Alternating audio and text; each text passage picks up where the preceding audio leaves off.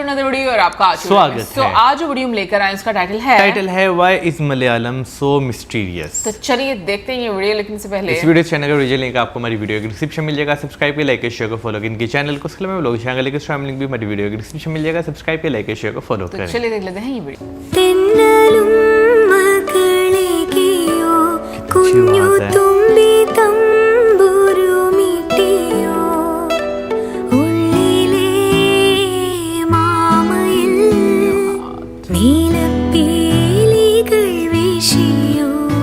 दोस्तों, आज हम बात करेंगे भारत के एक मिस्टिकल येट मैजिकल लैंग्वेज के बारे में, मलयालम। दुनिया की एकमात्र भाषा जिसका नाम एक पैलिंड्रोम है, जैसे सीधा पढ़ो वैसे उल्टा। But that is the case only in the English spelling. If you look at the Malayalam spelling, you notice that the two L's are different. एक वो सिंपल ल है जिसे कहते हैं alveolar ल, मगर दूसरा retroflex है. So it's not Malayalam, it's Malayalam. But that is not the only mysterious part. Malayalam को also दर्जा हासिल है to be the hardest language of India to learn. इसका अंदाजा आप इस बात से लगा सकते हैं कि sometimes the Indian Army uses Malayalam as a code language because non-natives का मलयालम समझना काफी मुश्किल है. What is the hardest language that you have ever came across? Okay, I think it's Malayalam. Malayalam. I'm gonna say Malayalam. Malayalam ബുദ്ധിമുട്ടുള്ള ഭാഷയാണോ? അതെ. എന്തൊക്കെയുണ്ട്?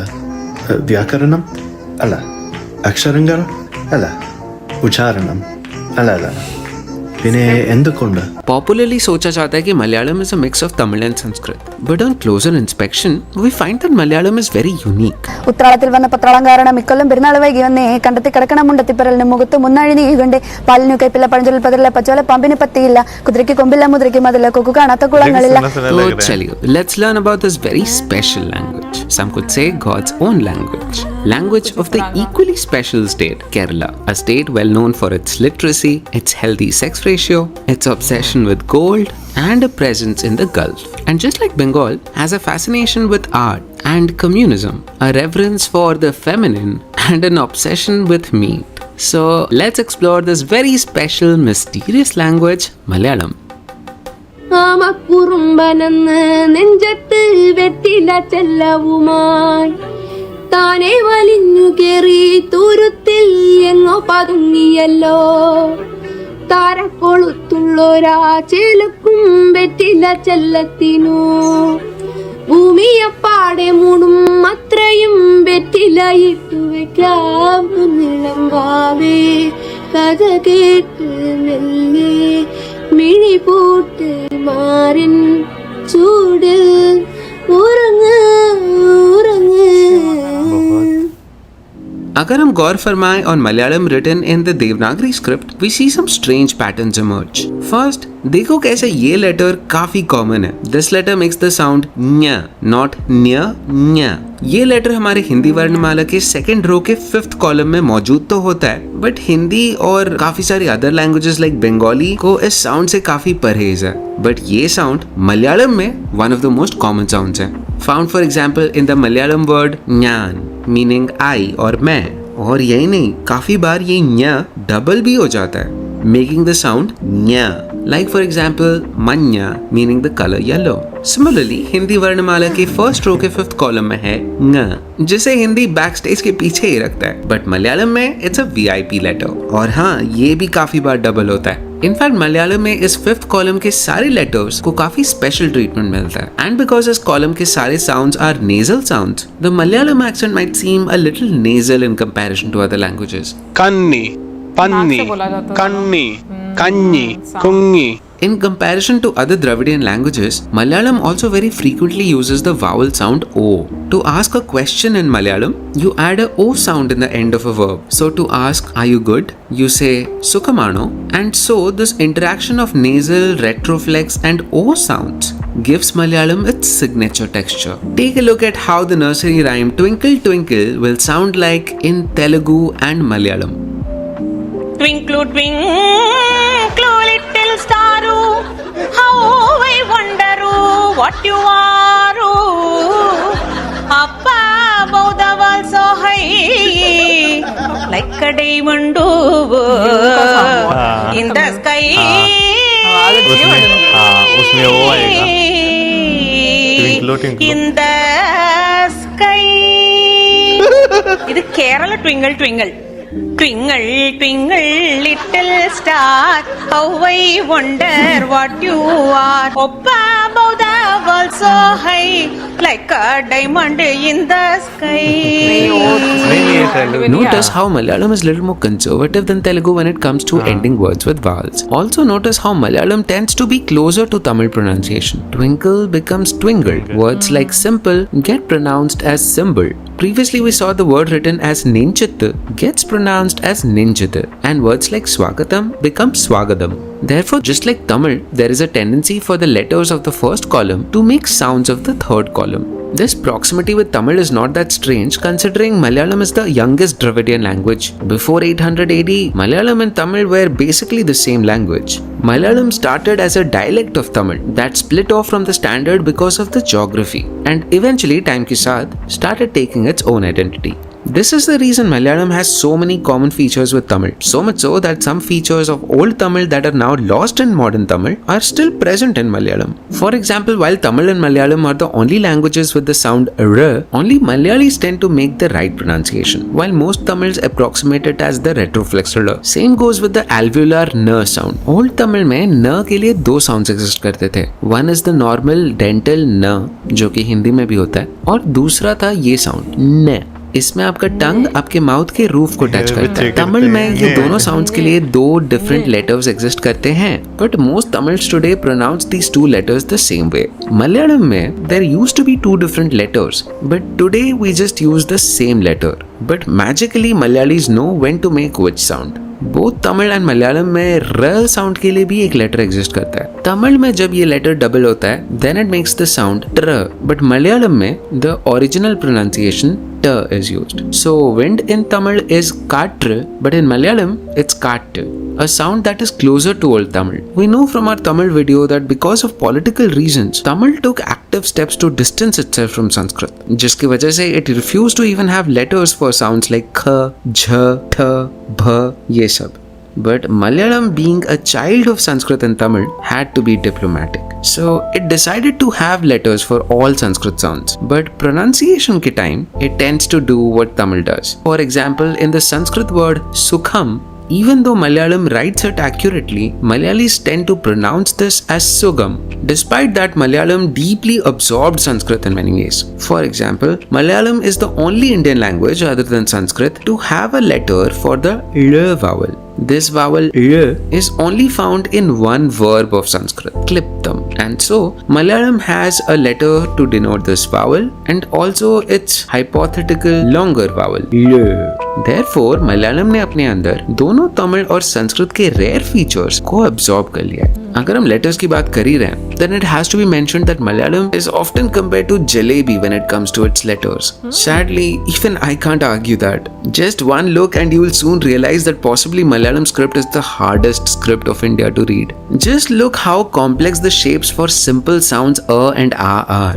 Malayalam के काफी सारे letters even look similar. And to make matters worse, there are some letters which are common both in Malayalam and Tamil, but they mean two different things. In many ways, Malayalam is the most unique Dravidian language. We already saw how Malayalam has double nasal sounds. This feature is not present in any other Indian language, not even other Dravidian languages. There's also more. Malayalam is the only Dravidian language जिसमें verbs are free from gender. For example, consider Kannada and Malayalam. Kannada में अगर मुझे कहना है मैंने किया, then I would say माडिद्देने. तुमने किया माडिद्दीरी. हमने किया माडिद्देवु. उसने किया अगर वो लड़का है माडिद्दानु. उसने किया अगर वो लड़की है माडिद्दालु. और उन्होंने किया माडिद्दारू. मगर मलयालम में मैंने किया न्यान चेदो. तुमने किया निंगल चेदो. हमने किया न्यांगल चेदो. उसने किया अवन चेदो. उसने किया लड़की अवल चेदो. उन्होंने किया अवर चेदो. वर्ब बिल्कुल भी इन्फ्लेक्टिंग होता. This makes Malayalam closer to English and Ahomiya rather than Tamil, Kannada or Telugu. Okay, நம்ம இப்ப தமிழ் மாசங்களை பத்தி பார்க்கலாம். சித்திரை, வைகாசி, ஆனி, ஆடி, ஆவணி, புரட்டாசி, ஐப்பசி, மார்கழி, கார்த்திகை, தை, பங்குனி മാസം. എനിക്കറിയില്ല മലയാള മാസം പറയാം. ഓക്കെ, ചിങ്ങം, കന്നി, തുലാം, വൃശ്ചികം, ധനു, മകരം, കുംഭം, മീനം, മേടം, ഇടവം, മിഥുനം, കർക്കിടം. இது எங்கதுல ராசி மாதிரி भी இருக்கு अपने मन से ना Malayalam माने is कि also the पंजाबी only में। Indian language जिसमें दो अलग प्रकार के हलंत यानी stops मौजूद होते हैं. Take this sentence for example. He called, I gave him the money. इसे मलयालम में कहेंगे अवन विलिचो न्यान अवन पणम कोडुत्तु. इन दोनों शब्दों पर गौर फरमाइए. Notice that both end with the sound न, but with two different marks. The first one is avan. There's a hard stop in the end. But the second word is avana. There's this half u sound. This hard stop in Malayalam is called a chillu, while this half a sound is virama. Malayalam के किसी भी letter में अगर कोई भी हलंत नहीं लगा, then we pronounce it with a a sound. So this right here is not Arjun or Arjuna, it's Arjuna. So many times you don't even need to add the a matra in the end. So the word Ludhiana in Malayalam would be written like this, and Odisha would be written like this. A Hindi speaker would probably read them as Ludhian and Odish, but in Malayalam you would add the inherent a sound. So now that we have discussed so many unique features about Malayalam, चलिए सोचते हैं कि ये exactly हुआ कैसे. How exactly did Malayalam develop? You'll probably remember from our Tamil video that from 300 AD onwards, as culture and literature flourished, the use of palm manuscripts was increasing all over south of India. And because palm leaves में straight lines बनाना बहुत tough होता है, because उसमें फटने का chance ज़्यादा होता है, so लिखने का तरीका naturally evolved in a way where letters became roundier. And that is how gradually the Brahmi script converted into the Vattiruttu script. Vattiruttu का literal meaning होता है a round letter.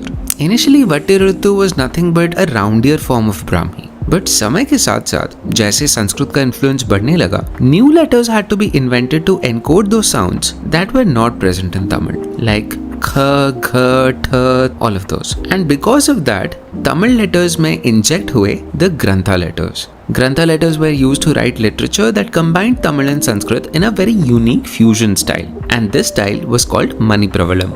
Even the name was a hybrid.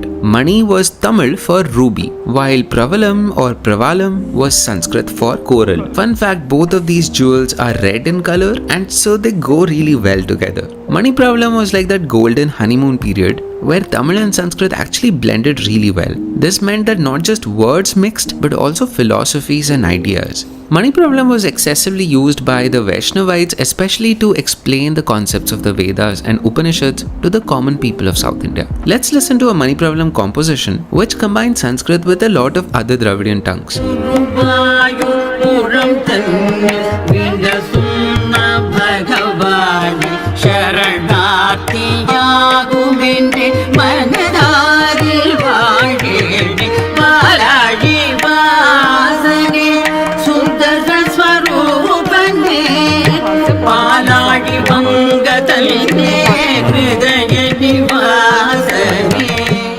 So हुआ ये कि समय के साथ वट्टिऋतु और ग्रंथा स्क्रिप्ट एक दूसरे के साथ कंबाइन कर गए और इनके कॉम्बिनेशन से एक ऐसी सीरीज ऑफ स्क्रिप्ट्स का जन्म हुआ that could be used to write both Sanskrit and Tamil.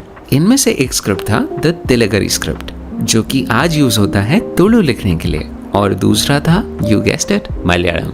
अच्छा, do you know this fun fact? वैदिक काल के कुछ ऐसे रिचुअल्स जो आज पूरे इंडिया से विलुप्त हो गए, वो आज भी आपको केरला में प्रैक्टिस हुए मिलेंगे. Look at this for example.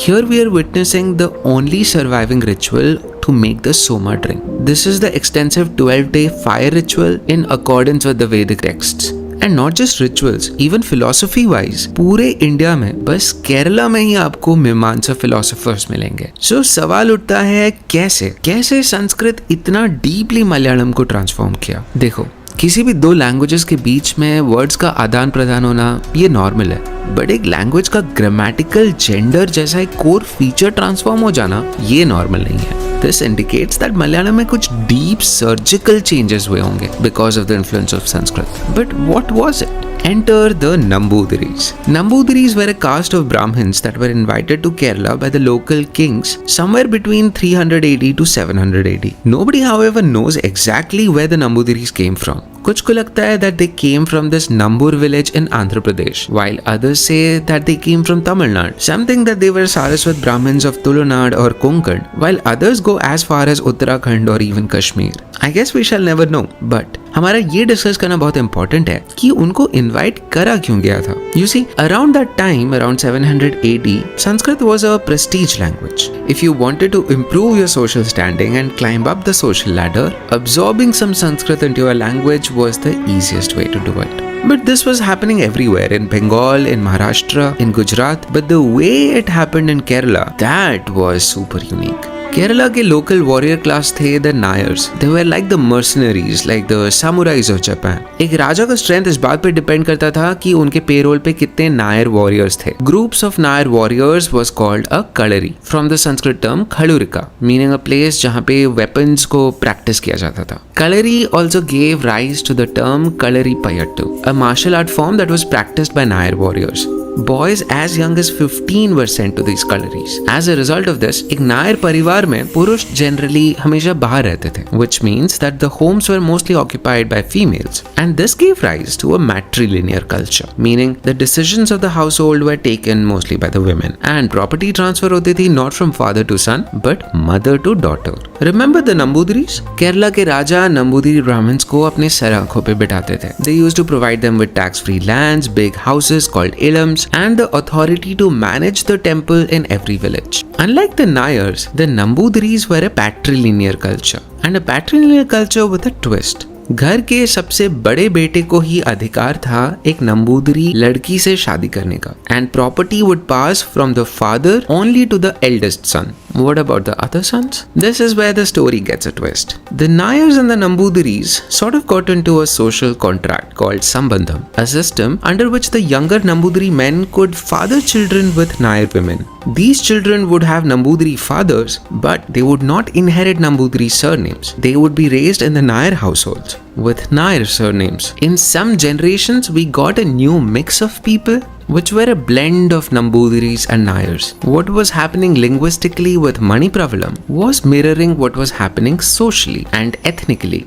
Guess what? We see a similar system even exist in Bengal, where under the Kuleen system, Kuleen Brahmins were allowed to have multiple children with different non-Brahmin women. The impact of this custom could even be seen in something as basic as the average height of men in Kerala. They are the tallest among all people of India, second only to the Kashmiris. This story is told and retold through many ballads in Malayalam. For example, in the folktale Paraipetta Pandirikulam, one of the 9 wise men of the Emperor Vikramaditya, called Vararuchi, an upper caste Brahmin, married a girl called Panchami, a girl who belonged to the Paraya caste, which was a lower caste. फिर ये दोनों couple एक long pilgrimage पे चलते. On the way, they had 12 children. After every delivery, Vararuchi would inquire, "Does this baby have a mouth?" If the wife said yes, he would say, "God will appease the one with the mouth." And then he would ask his wife to abandon the baby and continue the pilgrimage. एक करते करते 11 children were deserted. After the 12th birth, when Vararuchi asked whether the child has a mouth, Panchami said no, hoping that she at least gets to keep him. But she was so shocked to discover that the child indeed had no mouth. Vararuchi then established the 12th child as a god, a deity on top of a hill. The rest 11 abandoned children were each adopted by 11 different castes. The eldest son, Meratul Agnihotri, went to become the first Nambudiri Brahmin. This mixing nature of Malayalam didn't just end with the Nambudiris or Sanskrit cultures. Kyunki Kerala was such a bustling trade port, it frequently had exposure to other cultures. For example, Kerala in fact was so relevant around the time Jesus Christ was born that it is literally mentioned in the Bible as the ancient land of Ophir. In fact, one of the 12 apostles of Jesus, Apostle Thomas, was believed to have set foot in the Malabar in 52 AD. Remember, this was the time Christianity hadn't even touched Europe, but it had started to take hold in Kerala. Further, in 500 AD, another group of Syrian Christians arrived from this place called Antioch in Iraq. They mixed with the local Malayali people and they called themselves the Nasranis. They used Syriac or Aramaic letters to write Malayalam, creating a new script called the Karshoni, which was written from right to left. Similarly, we had the Jews migrate to Kerala from Spain and Portugal around the 1400s, bringing with them their unique dialect of Ladino and the Hebrew script. These Jews established a flourishing culture in Kerala, especially in regions of Ernakulam, where you can see a lot of Jewish synagogues even today. And point to be noted, it was only in India, in Kerala, where the Jews were accepted wholeheartedly. They weren't discriminated like other places, and that tells you a lot about Kerala. Even Arab traders were coming to Kerala even before the time of Prophet Muhammad. They spoke Arabic and soon converted to Islam along with their families when Islam was formally founded. Just like the Nambudiris fused with the Nayars, the Arab traders mixed with the local Mukkuvar caste, a caste that traditionally practiced fishing and maritime warfare. From this mixture, the Arabic script was adopted to write Malayalam, introducing new letters to sounds that were not present in Arabic.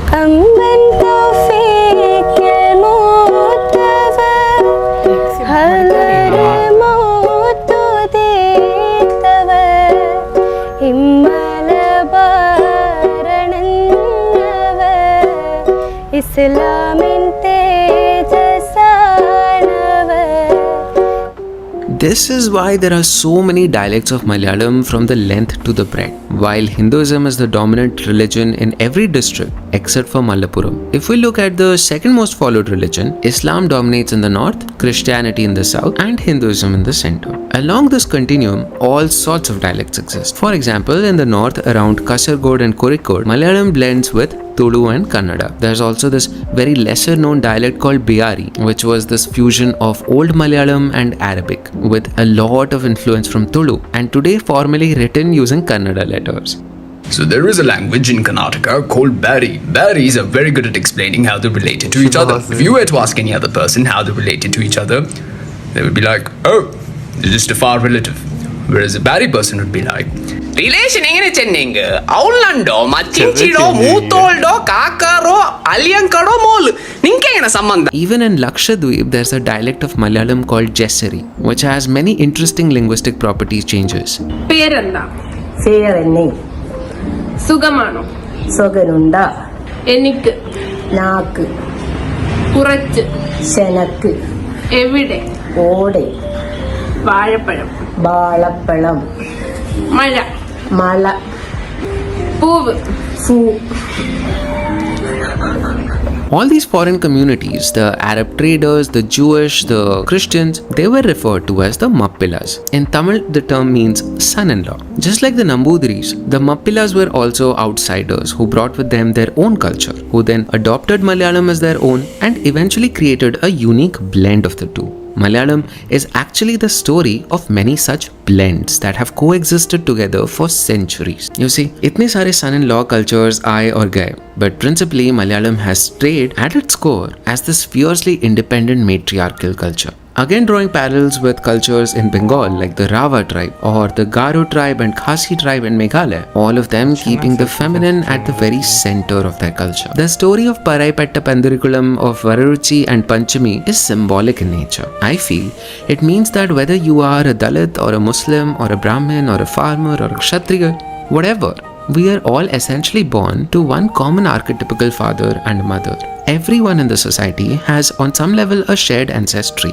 You only just have to go really far. In that sense, no one is born as an elite or no one is born as a low caste. I feel the Malayali culture is all about holding to the best forms of tradition, embracing the art, literature, culture, architecture, food, cuisine, music, all of that comes with it. But at the same time, stand up against injustice, like in 1935 in the Vaikom Satyagraha, where Malayalis would demand that people from all castes should be allowed to enter the temples, or even as far as 1653 in Mattancherry, where the Nasrani Malayalis would protest the Portuguese who attempted to convert the Nasranis from their Syriac faith to Catholicism. The story of Malayalam reminds us that our great strength lies not in maintaining rigid boundaries, but in our capacity to absorb, adapt, and transform, while always remaining true to our essential nature. Kerala is the story of a culture that has made unity and diversity not just a slogan, but its true reality itself. Hey you, thank you so much for watching this video. I was really nervous before making this video because Malayalam, even though it's so beautiful, is also so mysterious and it's a language of contrasts almost. So all of these mysteries, I hope I was able to resolve at least some of them. Now it's time to give shout outs to all our awesome channel members because of whom we are able to make these videos. And if you would like to get a shout out, please consider subscribing to this channel if you have not yet and joining as a member. And I'll be back again soon, very soon. Ciao, bye bye. वैसे वाकई में भाई बहुत difficult scripture मुझे लगा है. वैसे आपको अपनी भाषा के अलावा बाकी भाषाएं डिफरेंट भी लगती हैं और समझ में नहीं आती, बट कुछ भाषाएं ऐसी होती हैं जो जैसे आज मैं ऑब्जर्व कर रही थी ना, मुझे ऐसे लग रहा था मेरे लिए वो सब सिंबल्स मुझे फील हो रहे थे कि ये सिंबल्स बने हुए हैं। बेसिकली सारी लैंग्वेजेस जो है ना वो है सिंबल ही है, सिंबल्स ही हैं। यानी जो आपको चीज समझ नहीं आ रही वो आपके लिए एक सिंबल ही है। लेकिन कुछ लैंग्वेजेस वाकई सीखना बहुत ज़्यादा टफ होता है और कुछ लैंग्वेजेस ऐसी होती है कि आप उनके कल्चर में जाके मिक्स होना शुरू होते हैं ना, आहिस्ता आहिस्ता आपको जो है वो समझ लगना शुरू हो जाती है। अच्छा इस लफ्ज़ का ये मतलब है, इस लफ्ज़ का ये मतलब है।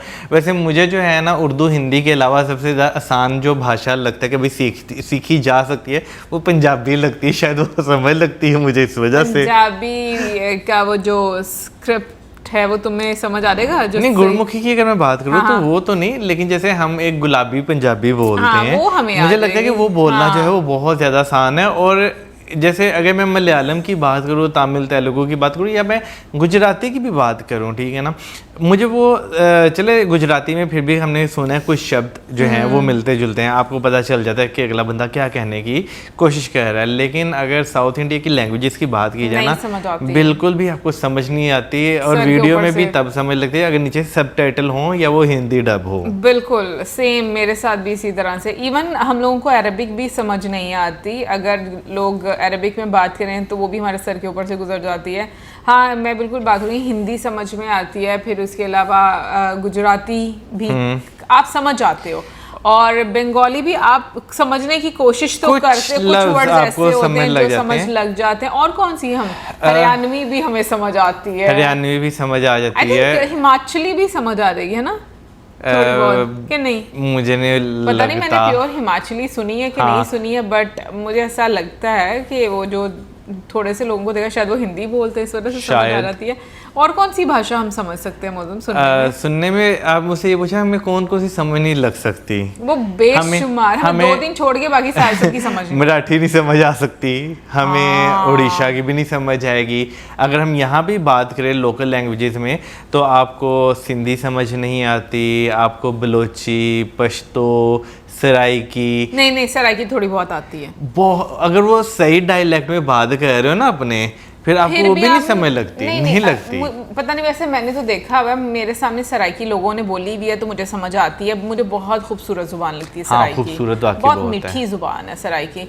हाँ, पश्तो बिल्कुल नहीं समझ आएगी। और कौन सी हमें हमारी जुबानें जो नहीं समझ आएंगी? हमें ना उर्दू, पंजाबी और इनसे मिलती हुई जुबानों के अलावा ना भी नहीं समझ में आती ब्रो। हाँ बिल्कुल, इससे ज्यादा और क्या बुरा हो सकता है। जब हम लोग वहां पर गए थे तो कौन सी जुबान में बोलते हैं? वो हिंद को बोल रहे थे। हिंद को बोल रहे थे। हिंद को हमें थोड़ी समझ आ रही थी कि नहीं? हिंद को और कश्मीरी जो बोलते हैं, मैं कश्मीरी डोगरा लैंग्वेज शायद बोलते हैं। जेहलम वाली साइड पे कौन सी बोलते हैं? वो वहाँ की ना पोटोहारी पंजाबी होती है, उनकी भी डिफरेंट है। हाँ लैंग्वेज। फिर उसके बाद अगर गोजरा वाली साइड पे चले जाओ तो गोजरा वाली साइड पे, गोजरा, ननकाना गोजरा वाली साइड पे चले जाओ, उनकी लैंग्वेज भी सेम पंजाबी, बस डायलेक्ट थोड़ा चेंज हो जाता है। हाँ चेंज है। बट खैर मलयालम स्क्रिप्ट की अगर बात करूँ सच में काफ़ी डिफिकल्ट लगता है, बट मुझे साउथ का ना कल्चर बड़ा खूबसूरत लगता है। मतलब वैसे तो मुझे पूरे इंडिया का कल्चर बहुत अट्रैक्ट करता है क्योंकि बहुत ही डाइवर्स है, बट साउथ की आवाज़ों में, उनके म्यूजिक में, उनके कल्चर में बहुत अट्रैक्शन है। वैसे तो मुझे फिर वहाँ पर आएगा, मुझे मराठी कल्चर भी बहुत वाइब्रेंट लगता है, सारे राजस्थानी कल्चर भी बहुत अच्छा लगता है। साउथ एशिया का जो इंडियन सबकॉन्टिनेंट है ना, वो पूरा कल्चर ही बहुत वाइब्रेंट है। बिल्कुल। बाकी कमेंट सेक्शन में आप जरूर बताइए कि आप लोग इंडिया में रहते हो तो आपको सबसे ज़्यादा डिफिकल्ट लैंग्वेज कौन सी लगती है। और आई एम श्योर एक इंडियन को तो मुझे लगता है 5, 6, 7, 8 भाषाएं लैंग्वेजेस तो ऐसे ही आती होंगी। तो कमेंट सेक्शन में आप जरूर बताइए कि आपको कितनी भाषाएं आती हैं। और मिलेंगे नेक्स्ट वीडियो में। सब्सक्राइब करना मत भूलना।